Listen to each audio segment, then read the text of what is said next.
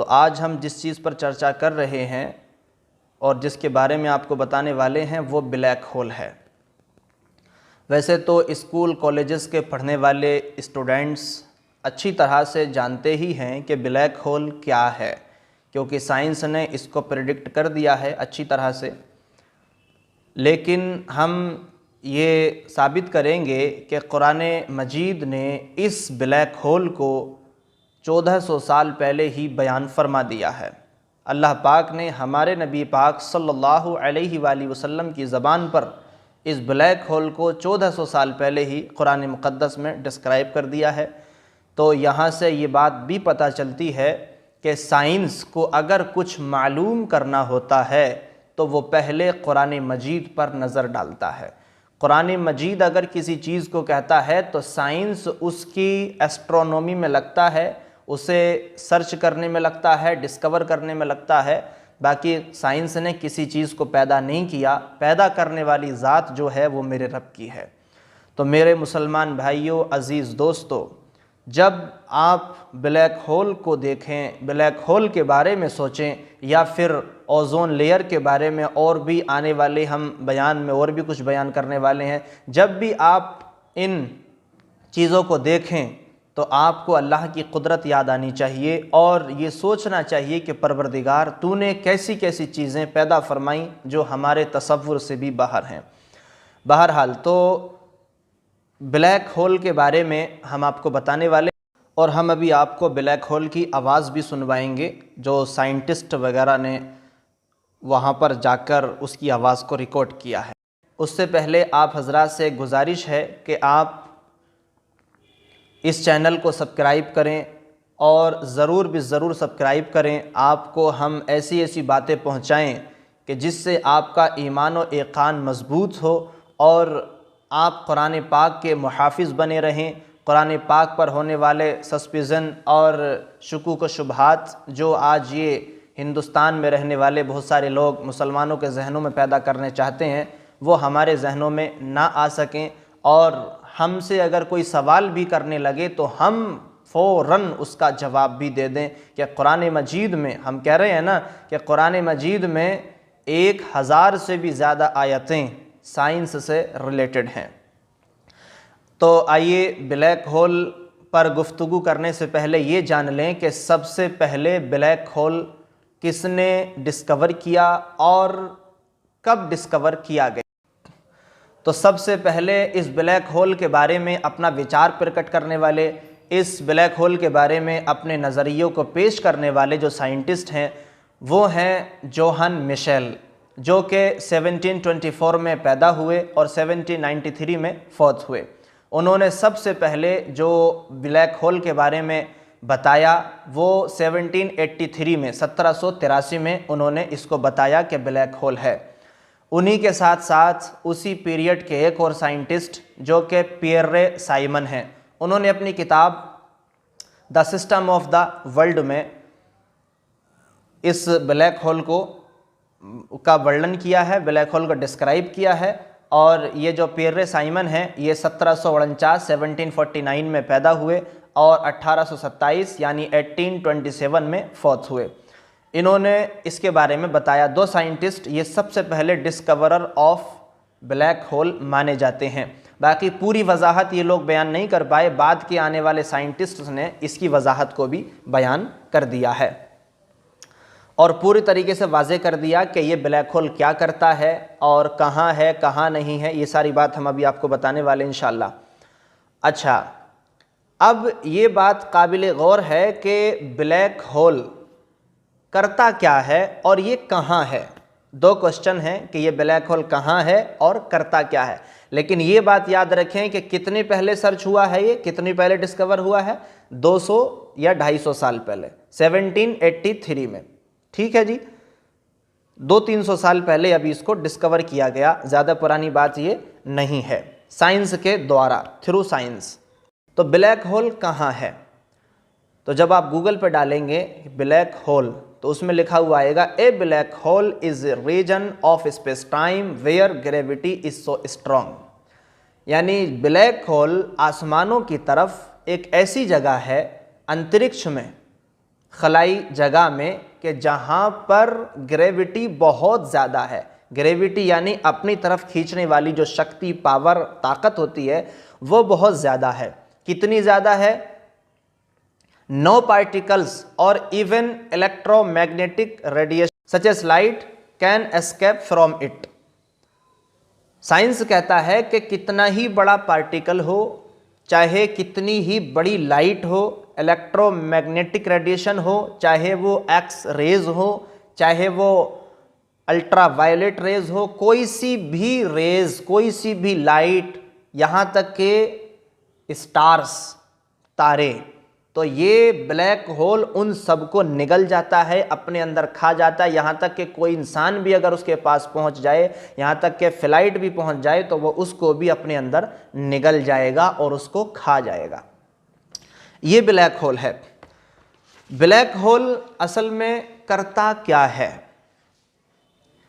तो black hole का सबसे ज़्यादा ख़ास काम ये है, जिस पर साइंटिस्ट मुत्तफ़िक़ हैं, वो ये है कि ब्लैक होल स्टार्स को खा जाता है। जो तारे, जो सितारे जिनकी उम्र पूरी हो जाती है, जो फ़ना होने के करीब होते हैं, तो वो इसी में आकर के फ़ना होते हैं। ये सितारों के फ़ना होने की जगह है, सितारों के डूबने की जगह है, सितारों के गुरूब होने की जगह क्या है? ब्लैक होल है। इसको साइंस ने मुत्तफ़िक़ा तौर पर माना है कि ब्लैक होल जो है ये तारों के फ़ना होने की जगह है। अच्छा, ये हमेशा घूमता रहता है, हमेशा ये रोटेट करता रहता है और इसका रोटेशन बहुत ज़्यादा है। अब एक सवाल और होता है कि ये कितनी दूर है? आसमानों की तरफ है तो ये ज़मीन से कितनी दूर है? तो साइंस ने अपने अनुमान के मुताबिक बताया है, अपने अंदाजे के मुताबिक बताया है कि 1500 लाइट ईयर्स, ये वाले साल नहीं जो हमारे साल हैं, ये वाले ईयर्स नहीं, लाइट ईयर्स, यानी जिस स्पीड से लाइट चलती है उस स्पीड वाले 1500 साल अगर कोई चले तब वो जाकर के ब्लैक होल तक पहुंच सकता है। यानी बहुत दूर ब्लैक होल है, ये ज़्यादा करीब नहीं है। किलोमीटर में साइंस बताता है कि 9.5 ट्रिलियन, 9.5 ट्रिलियन, ट्रिलियन यानी 10 लाख का 1 मिलियन, 1000 मिलियन का 1 बिलियन, फिर उसके बाद कहीं जाकर के ट्रिलियन, तो कितना? 9.5 ट्रिलियन, यानी बहुत ज़्यादा दूर है। इतने किलोमीटर ये ब्लैक होल है ज़मीन से। लेकिन साइंस ये भी कहता है कि ये ब्लैक होल धीरे धीरे करीब आ रहा है और अगर ये ज़मीन के ज़्यादा करीब आ गया तो ये ज़मीन को भी खा जाएगा, ब्रह्मांड, यूनिवर्स को ये तबाह कर देगा, डिस्ट्रॉय कर देगा, जिसकी वजह से ये ब्रह्मांड ख़त्म हो सकता है। साइंस इस चीज़ को भी कहता है। अच्छा, तो यहाँ तक ये साइंस की बात हो गई। कब सर्च हुआ? 200-300 साल पहले डिस्कवर हुआ। किसने डिस्कवर किया? साइंटिस्ट ने डिस्कवर किया, उन्होंने बड़ी मेहनत की। अच्छा, अभी 10 अप्रैल को साइंस ने 10 अप्रैल 2019 को साइंटिस्ट, जो नासा एक तंजीम है, नासा के साइंटिस्ट ने उसकी एक तस्वीर ली और वो तस्वीर लेने में कामयाब हो सके। बहुत दूर से उसकी तस्वीर ली है, आप इस तस्वीर को देख सकते हैं, और उसकी आवाज़ को भी रिकॉर्ड किया, जो कि रियल आवाज़, रियल साउंड मानी जाती है। आप ज़रा उसको समात करें कि ब्लैक होल जब घूमता है तो उसकी आवाज़ कैसी होती है।